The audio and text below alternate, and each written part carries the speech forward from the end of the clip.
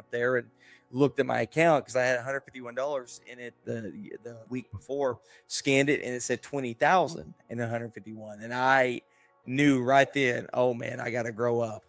I'm growing up right now. So he said, what I do, I immediately loaded my boy up and my girl, and we went to the mall. And I said, go buy you some outfits. And that's what I did. I spent my money. He said, but from that moment on, I realized I am going to have to grow up quickly. Now, we always wonder, like, why these professional athletes go bankrupt and how they fall on hard times. But this incredible story of understanding that $151 in his bank account as an 18-year-old, and then all of a sudden, a week later, $100.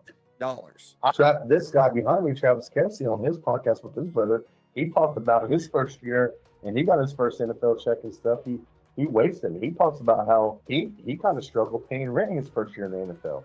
And that kind of made him realize, like, oh man, like this don't last like I think it lasts if I keep on doing this and stuff. I mean, so yeah, like a lot of these guys that make it to the pro elite level, they're coming from environments that they really weren't taught how to manage money, or they came from a place of not a lot of money. So it's like you get that money, and you're like, man, I got money to spend, and then you don't realize, like, oh man, like my lifestyle's changed. It costs more to live like this now compared to what I'm used to. John, what do you think? Man, it's obviously when you're young like this, you don't know really the true value of a dollar anyway. Because unfortunately the educational side of it just isn't there, because most of these guys here, now there are several of them that grew up that had parents that had money, but how many of them were actually being taught the value of a dollar?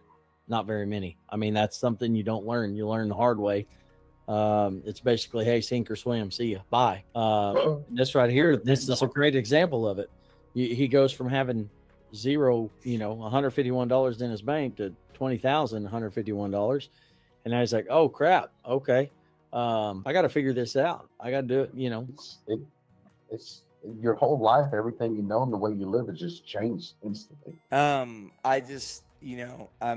That not only that, but the money that goes into it, but also the having to grow up in front of media and stuff. Can you just imagine how intimidating that would be as an 18-year-old kid speaking in front of the media when they're grilling you, and you're having to really grow up. So that's why I have a lot of big respect for LeBron. Is he was knighted the king and the next great one before he even made it to the pros, when he was a junior in high school and stuff, and he lived up to the expectations.